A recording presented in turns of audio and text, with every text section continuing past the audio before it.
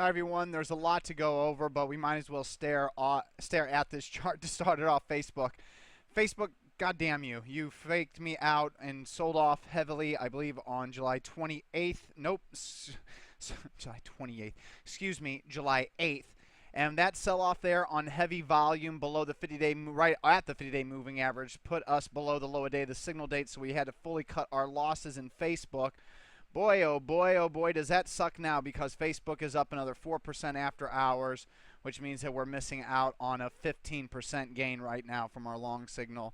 But that goes to show you how strong the market is that even breakdowns in stocks that we were once long, as you can see, BIIB, we went long here at the end of June, got faked out in July, and boom, here we go again to the upside. Just goes to prove to you how strong this market is. And how strong this market is, it goes to the S&P 500 closing at new highs. So the S&P 500 is now under a buy signal. The NYSE is inches away from being a buy signal. The NASDAQ is inches away from being a buy signal. And the Dow Jones Industrial Average is inches away from being a buy signal. The Russell 2000 continues to be in no man's land, and I have absolutely no feeling whatsoever towards this position. So we still have our hedges in SRTY. They're small. We still have our hedges in SOX S, and it looks like it's giving us an add signal. However, in this tape, no matter how weak the semiconductors look, I don't want to go short this market until the overall market breaks down. I just don't want to do it because one sector that looked like it's breaking down that we now got to fully cut our loss on is our BIS hedge. It's not a big loss, but it's still, I don't ever like losing money. And so I really hate knowing that that first position went from being a gain to a loss so quickly. But that's all right. Like I said, it was a small hedge against all of our long positions. So if I want anything to move lower, it's this one. So it's okay. But BIS is a full sell. I know that after hours, the biotech stocks aren't really killing it, but I tell you what, it's strong, and I don't see how that's going to end. To me, they're a buy on any pullback. So BIS, I want to completely get out. Also, NXPI had earnings after the bell, and with the red bop, heavy volume sell-off and price action today after being long this stock for a month, it's gapping down slightly after hours, and we're not going to wait to see what it does tomorrow. It is now also a full sell.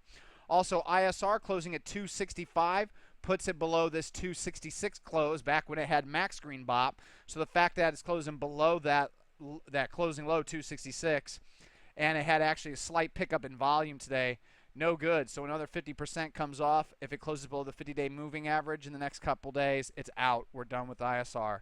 And then also one more partial sell. Remember, I said in these new buys off these consolidation patterns, if they don't move up immediately, we sell some. RSC, we went long early here. It didn't move up immediately. We sold some. Now it seems to be fine again. So Kang might do the same thing. But the mere fact that it didn't move up right away and that I'm losing money, no good. I'm selling some. Even though I said the first cut loss with the close below 1870 and then 1865, like I said, I'm losing money. I don't like that. I'm selling some. I cut my losses fast, and that's the way you got to do it so you don't get trapped in something like XLNX, for instance, where if you went long off the 50 200-day moving average break and you didn't respect this move, for instance, right here on heavier volume and didn't cut your loss, you're now paying for it. Even though it's a stock you wouldn't buy, it's just an example. Now, we do have new long positions, but first I'm going to show you all the long signals I got. And the fact is that most of these have earnings coming out. Like JetBlue is breaking out ahead of earnings. That's absolutely no good. LUV is breaking out ahead of earnings. That's absolutely no good. Dow's a nice breakout following this morning's gap up. That would be a good long. It's just up a little too much for me in one day for DOW, so I'm passing. ACT has got as an excellent pocket pivot point signal here at the 50-day moving average. This looks like an excellent, excellent signal. I don't know why I'm not going long. I'm going to assume it's because I'm an idiot. So ACT I'm passing on, and earnings aren't till the 5th. So if you want to get long this stock, that's great, because if we're wrong, we'll know immediately, and we're not going to lose that much. So ACT was a possibility I'm passing on. Icon's one I really wanted to get long, but you know what? It was announced yesterday that they're going to have their earnings on the 29th, and that's just too close. That's less than 5 trading sessions away. Even if we're not wrong right away and it goes sideways, that's just not enough time for me to know if I need to jump ship or not. So Icon is out. And then we have GGP. It's just a bit too, that angle is just too V-shaped, and earnings are on the 28th. And then CJES, pocket pivot point signal, but earnings are on the 28th. But all this shows is that we just have a lot of strong signals. IEP and that REIT thing that we just showed with GGP, another signal. So there's just a lot of great moves out there. The ones I'm taking is ILMN. As you all know, I've wanted ILMN back here when it was making this handle, then decided to make like a second handle. Got the breakout, but just like Facebook and Biogen, it shook me out. But Biogen and Facebook hurts more.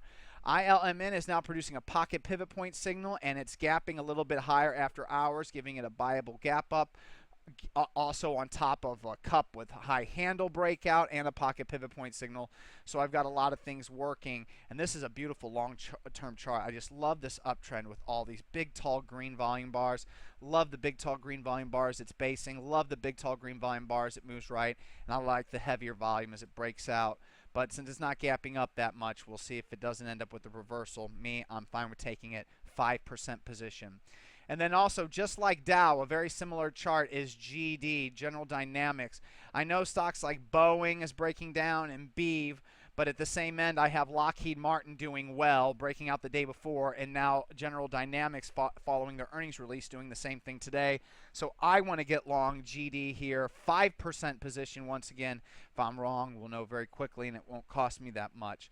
There is only one speculative play I'm taking tonight, and that's because they did a share offering today. I think it was like 4 million shares or something like that, and they priced it at $10.50, yet the stock opened at $10.75 and closed at $11.46.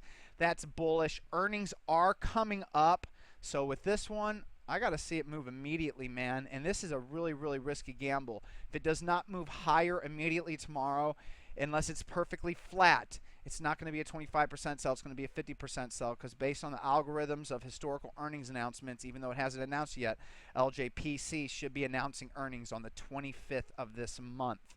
We'll see if it does or not, but this is an extremely, extremely risky play. I do not recommend new traders to take it.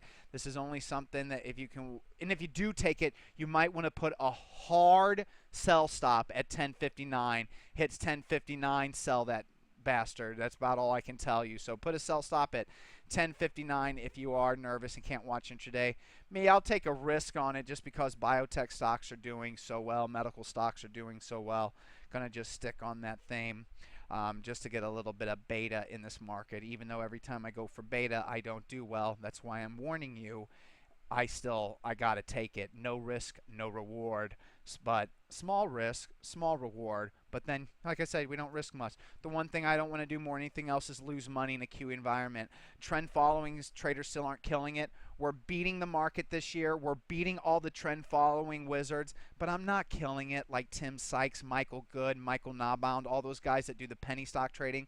They continue to get on these momentum small cap stocks, and they're moving intraday off support, making big moves. That's the way to make big money now, man. Intraday trading. If you're not intraday trading, trend following is still technically dead. What isn't dead, though, is the performance during earnings season in our chat room. Why more of you guys are not around in our chat room to get the information that Paul gives us.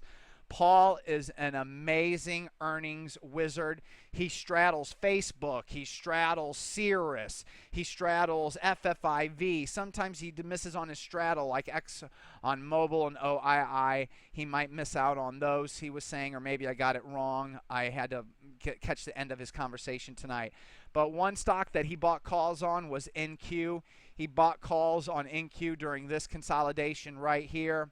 He banged the table on it, telling everybody to buy calls, and 150% later in those positions, while the stock is up 50%, he's up over 150% on his calls as of the last time I spoke with him and know what he's doing. I don't know how much they're up now by the end of the day. All I know is that at one point intraday, they were up 150% since his buy position. After hours, I know for a fact his Facebook and CRUS straddles are working. If you're not in the chat room during earnings season, you're missing out on a lot of hard work being put in by Paul and some amazing winners that offsets all of the trend following lagging that continues to be done since the 2009 lows in this QE environment. We also scored another winner that I can't pull up on this chart, WSTI. IB finally had shares to short, so that's working. That's a pump and dump, probably finally done. I plan on it crashing to below 50 cents. We'll see if that happens. But the bottom line is, if you're not day trading, you can't get huge gains. And if you're not in our chat room to figure out what Paul's trading with his call positions or straddles during earnings season, you're missing out on a lot of potential market gains. So if you are a Platinum subscriber and you're not in the chat room, you need to get yourself in the chat room, if not for me, for what Paul has to bring to the table. Aloha.